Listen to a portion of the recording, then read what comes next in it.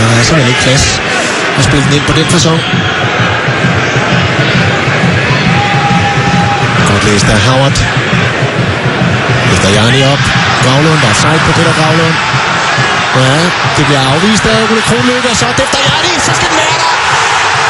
David efter Jarni, og Hobro-spillerne er ret. Med et flag i vejret, og bliver vinklet ned igen. Her har vi den. Gravlund står i offside. Han har selvfølgelig ikke indvirkning på spillet. Og der er ikke noget at komme efter her. Det er umiddelbart i sekvensen inden fremlægningen. Det er altså inden vi kommer på med slåoptagelserne her. Scoringen her fejler ingenting. Er der en arm på bolden? Det tror jeg ikke, der er. Nej, jeg tror ikke, det er det, der bliver vinket.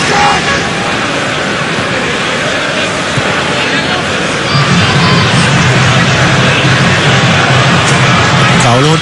Herovre Søren Berg. Det er godt spillet af Peter Gravlund. Det er godt lavet. Det er strålende mål.